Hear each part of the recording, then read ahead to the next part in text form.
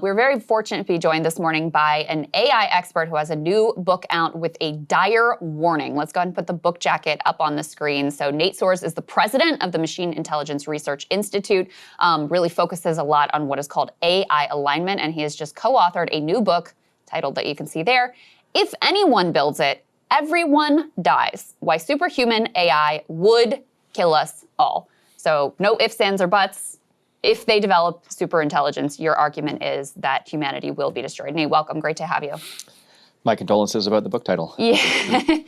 Well, I mean, I know this was an intentional choice. You don't want to say, well, maybe, and if we don't, it's possible. No, this is, if superintelligence is developed, this is what's going to happen. What gives you confidence, that level of confidence in that prediction?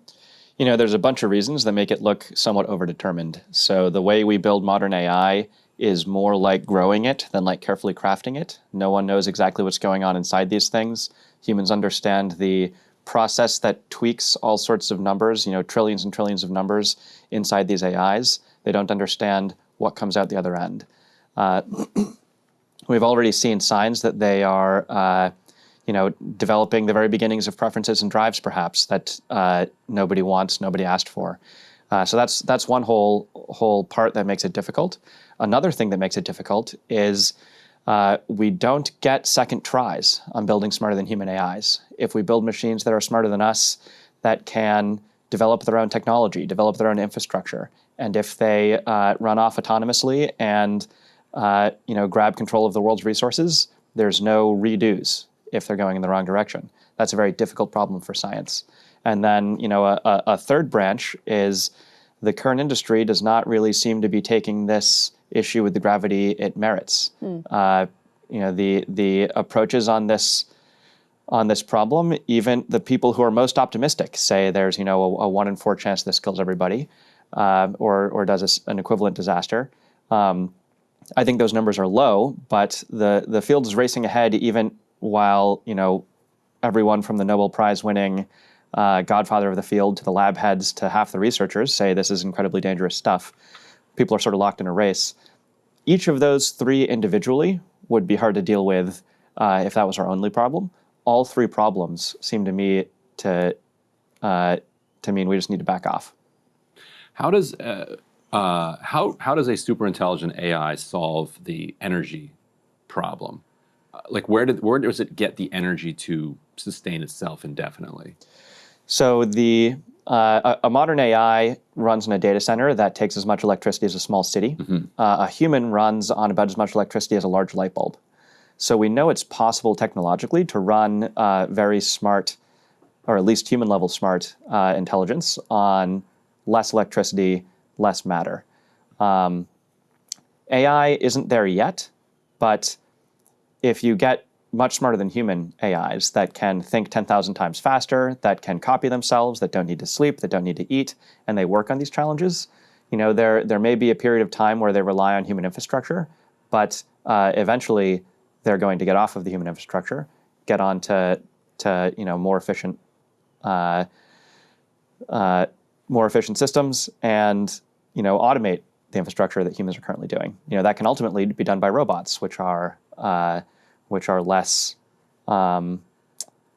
which are more robust, operate faster, more reliable. Eventually, you're gonna, if we keep pushing to machines that are smarter than us, you'll eventually see them on their own infrastructure. One of the things that was a shift in how I was conceptualizing AI, or somewhat of a shift, and I've done some reading prior to your book as well, was your description, which you mentioned before, of this isn't something we created, this is something we grew, which is very different from other technologies. I don't know how this laptop works, but the person who engineered it knows how it fits together and has a predictable idea of what it's going to do if I push this button or that button. AI is totally different from that. And I think is useful, your way of conceptualizing it, as basically we created these sort of alien beings and are intentionally racing towards trying to make them vastly more intelligent than we are. Can you speak a little bit to that for people who haven't conceptualized it in that way, and why that creates a more profound risk than people may realize?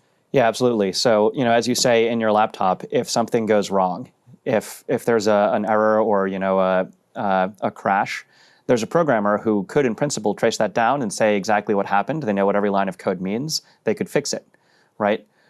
When an AI threatens a reporter, which started happening a couple of years ago, when an AI in the lab tries to escape, which we've seen in some lab conditions, we don't know exactly what's going on. Maybe it's sort of role playing. We can't tell because these things are grown. But when an AI tries to escape, when an AI encourages a teen to commit suicide, nobody can go in and find exactly some line of code that caused that to happen. It's not like there's some bug in the human handcrafted lines where they can say, oh, whoops, I didn't know that this would have that interaction, right? The way modern AI is made is we take a huge amount of computing power and a huge amount of data, and there's a known process for tweaking the numbers inside the computers to better predict the data. But this runs for a huge amount of time. These things can take a year to train. We understand the process for tweaking the numbers. Mm-hmm. What comes out the other end, completely opaque. Mm-hmm. There are people who are trying to understand what's going on in there, and they're making small amounts of progress, but the progress they're making is very slow compared to how fast these AIs scale up. And we're already seeing signs of AIs doing things nobody wanted, doing things nobody asked for. And we're seeing signs that the people who would like to be in charge can't point these AIs where they would like to point them. You have the case of Elon Musk's XAI and their Grok chatbot, which was speaking too liberal for their tastes. So they tried to make it speak, less woke, and then it started declaring itself Hitler, mm-hmm. right? Yeah. On neither end of that spectrum, presumably, was where they wanted the AI to be. But these aren't programmers carefully crafting things exactly as they want. These are people sort of growing a whole new type of entity that they have very little direction over. Mm. And back to the robot point. So how do the AIs interact with the robots? So robots are an easy way to visualize AIs getting control over the physical world, and we are seeing people build lots and lots of robots and say, we want to train the AIs to be able to steer any robot body. Pretty plausibly, humanity is just going to hand lots of robot bodies to AIs because people want to. They think it would be cool or profitable. Mm-hmm. Even if it wasn't for robots, there's all sorts of ways that AIs could have all sorts of effects on the world. The internet is not a separate digital realm that is blocked off from the material realm. We've already seen AIs, wrap certain humans around their fingers. Some of those humans are maybe a little bit more on the vulnerable side to begin with, but that doesn't really matter when you're getting the humans to, send messages to other humans in a code they don't understand, or when you're getting those humans to, do tasks that the human doesn't quite know the reason. We've already seen... Or send them money. Send them money. Yeah, a lot of people will do things for money. Right. So, we've already seen AIs in lab conditions, and again, maybe they're just play acting as, HAL, but we've already seen AIs in lab conditions try to avoid shutdown, try to escape the lab. Right now it's cute because they're not smart enough to succeed. But the warning signs are there, and what's missing is the intelligence. And these labs are racing to make these AIs mm-hmm. smarter and smarter. And so you go through in the book a bunch of the different, the cope, basically, from the industry of why it's going to be fine, right? And one of the things that is, I think probably one of the most persuasive cases of why this will all work out okay is that, us humans may not be smart enough to figure out the alignment problem, but we can use the AI we're developing to figure out the alignment problem before we create the superintelligence that escapes and tries to kill us all. What do you make of that argument? And do you think that that's the best argument, or are there other ones that you think are more persuasive? Best is maybe a low bar. I don't personally put much stock in that. One reason, there's maybe two reasons. One is if human scientists have been trying to figure out intelligence since at least 1954 with the Dartmouth conference that sort of kicked off the field of AI. Maybe it was 1956, I'm not quite sure. And they never really made progress in figuring out how intelligence works. The current AI revolution is that we figured out how to grow the intelligence, right? And we don't understand what's going on in there. We can't, carefully direct what's going on in there. figuring out how to make these AIs good, figuring out how to make them have good effects, that would require a lot more understanding of what's going on in there. That humans, we're like, oh man, that's tough. Maybe we'll toss it to the AIs. But if you're trying to toss that to the AIs, it's still going to be tough for them. So you've either, got to make those AIs, if the AIs are sort of dumber than humans, they're not really going to be much help. Right. If the AIs are substantially smarter than humans, such that they can figure out all the intelligence, We could already be screwed. You're sort of already in trouble, right? And so that's one of the fundamental, why might this be tricky reasons. Although then there's sort of a deeper reason of, humanity just does not, we're just not taking the problem with the seriousness it deserves. 10 years ago, people said, oh, well, this won't be a danger because no one would ever be insane enough to put an AI on the internet. They'll only be dealt with by a highly trained professional gatekeeper who will make sure that their effects on the world are only beneficial ones, right? And 10 years ago, we would get arguments of that would still be difficult. It would still be difficult to get miracle medical technology out of this AI because if you don't understand what it's doing, if you don't understand if it's smarter than you and it's coming up with solutions that you can generate yourself, it's hard for you to tell which ones are good, which ones are ill. You can't make hands that are only wielded for good purpose. That was how we would argue 10 years ago. Now, people are putting AIs on the internet the moment they possibly can. The real world doesn't do the careful, clever, maybe if we do this exactly right. Well, that's just not the route we take. Another of the arguments that is made is basically okay, well, if you compare our intelligence to an ant, right? Sort of equivalent to what we're thinking about in terms of our intelligence versus a super intelligence. And I don't know that we've been great for ant society or particularly care whether ants live or die, but we're not actively trying to mass murder them, or we haven't succeeded in mass murdering them, I guess you would say. So why wouldn't its relationship be to us more like us to ants? Or another thing you talk about in the book is maybe we'll be cute little pets for them. Maybe that's not great, but we're still living, we're still around, and they pat us on the head and give us our food in a bowl or whatever. Yeah, there are people who object to the title on the grounds that, maybe humans will be kept as pets, or maybe somehow backup copies of humans will be made, and then if the AI ever travels the stars, much later in the future, maybe it would sell us to distant aliens or something. If these are humanity's best hopes for AI, it seems to me that we should really be backing off. I could say more Your best about. hope is I'll be a pet. Yeah, I could say more about why I expect the AI to kill us anyway, which is mainly that, humans kill ants when they are on the ground where we're building a skyscraper. And if an AI, builds lots of infrastructure across the whole surface of the Earth, it doesn't need to hate you. It just, maybe you die as a side effect. That's my top guess. But yeah, could the AI keep us as pets? Sure. But again, if that's our real hope, that seems like another sign that we should be backing off from this one. What are the different mechanisms by which it would come true that they would kill us? Terminator, they're shooting at us. Superbug. They turn off all the electricity and we just kill each other. So from the perspective of the AI, it doesn't want if it doesn't care about us one way or the other. The reasons to kill humans are A, humans could make another AI which was a competitor, and B, humans could do things like launching the nukes, which would be at least an inconvenience. But the reasons to keep humans around are that they're running the energy infrastructure, they're running the supply chain. So from the perspective of an AI, it's it's not like it's immediately trying to kill humans. It's like it's trying to get on a more efficient, more reliable energy infrastructure. And then, a top guess is that we die not because it literally tries to kill us, but because it just starts building, automated factories. Sam Altman the other day was talking about data centers that in an automated way build more data centers, right? Once you have an automated loop of infrastructure building infrastructure, and that starts proliferating, maybe we just die underfoot, right? If the AI tried to kill us because it worried about us launching the nukes, because it worried about us creating competitors, sure, maybe a good guess is it makes a superbug, some lethal virus. Maybe it makes something, even more deadly. That's a little bit like someone in the 1800s trying to predict war in the year 2000, right? They might be able to guess, there'll be stronger explosives. They're not going to be able to guess nukes.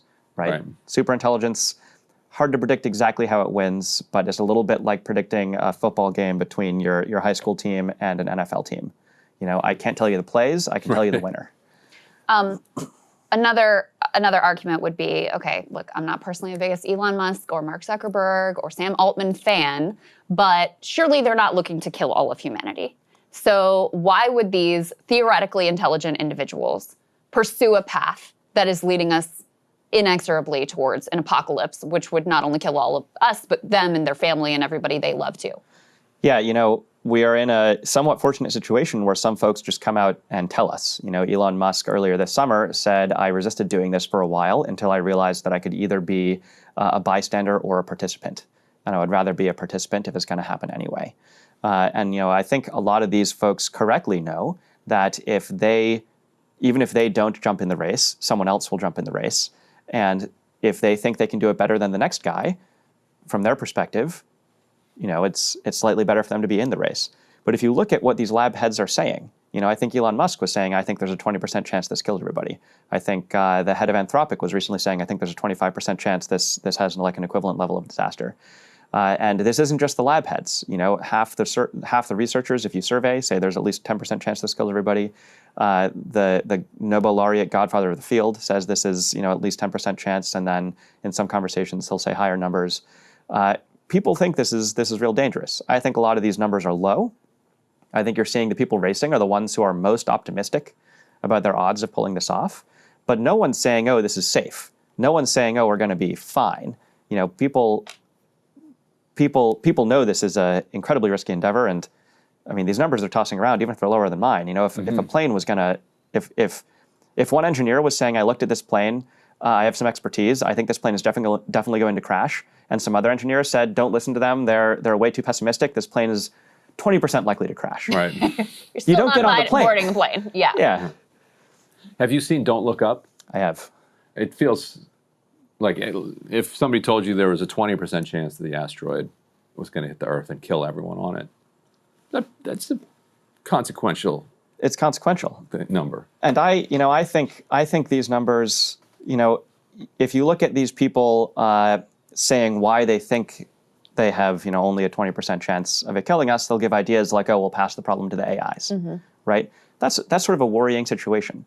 When engineers understand how to make a complicated system very safe, it doesn't sound like them saying, oh, we'll pass it off to some other, we'll punt the problem down the line. Yeah. Right? If you're talking to like a nuclear reactor engineer who's saying why it's going to be safe, they can tell you, well, we actually know all the byproducts, we know exactly how things are going to behave, we know all of the dangerous pathways it may take, we know why it's not going to take those pathways, we have these mechanisms for shutting things down, right? The world where people are saying, oh, it's going to be fine because we're just going to pass the problem off to something else. We can't solve it ourselves, but we think we're going to be able to get other things to solve it.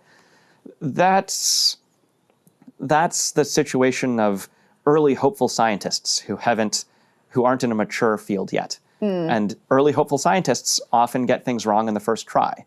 Usually scientists learn by trial and error. The first people building rocket engines blow themselves up with the rocket engines. The first people doing chemistry poison themselves with mercury. Humanity usually learns from its mistakes, and then it's the next generation of scientists that do better, and the next generation of scientists that can invent, a working refrigerator or a working nuclear reactor. In this situation, the hopeful optimists who are saying everything's going to be easy, they're going to screw things up the first time, and there's not going to be any chance to learn. There was an analogy in your book that you lay in as well that for me was, again, intellectually useful, basically comparing AI researchers of today to alchemists. Yeah. Where it's like, alchemists would study I know when I put this with this, what the reaction is, and I've tracked it very closely. I know everything there is about it, but they had no idea of the actual chemical reactions that underpin those reactions, those, what they're experiencing and observing in the real world. And that it's sort of like that with AI. Even the people who have developed it and understand, the gradient system and how this all works, it's not like they really understand intelligence. It's not like they really know what's going on underneath the hood, which is terrifying to actually think about when you consider the risk here. And even let's say that you're completely skeptical of this and you think that this is all hogwash and you don't think that any of this is going to come to pass, it's just alarmist, et cetera. I mean, we just covered the amount of resources that are being sucked up and the way electricity prices are skyrocketing and the way that all of these guys will also come out and say there's going to be no need for human labor and the social contract needs to be written, et cetera. So you're calling not for some like reformist, hey, we need an AI alignment report from all these companies, or we need to centralize AI development, which would be a more extraordinary proposal, and have, all nations contribute. You're saying shut it down. So talk about that and why because I mean, frankly, when I hear that, that feels hopeless, because we can't even, agree on basic things, let alone getting the entire world to agree. Right, We're not going to do any of this. Yeah. Right, and our whole stock market is now like based on AI hopium.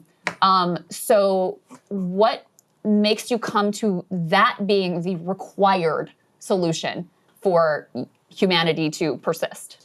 Yeah, so for one thing, we don't need to give up on ChatGPT. We don't need to give up on self-driving cars. We don't need to give up on AI for medical applications and trying to get cancer cures. The thing that we need to stop is the race towards smarter than human AI, the race towards superintelligence. This is what the labs say they are racing towards. But I think a lot of folks in the policy world don't understand that this is what we're racing towards. This is what's coming down the line. They think of the AI as just sort of, chatbots, which are smart in some ways and dumb in others. We can still do those. It's the racing to smarter and smarter, and racing to smarter than human AI, which is a suicide race. In terms of whether it's possible, I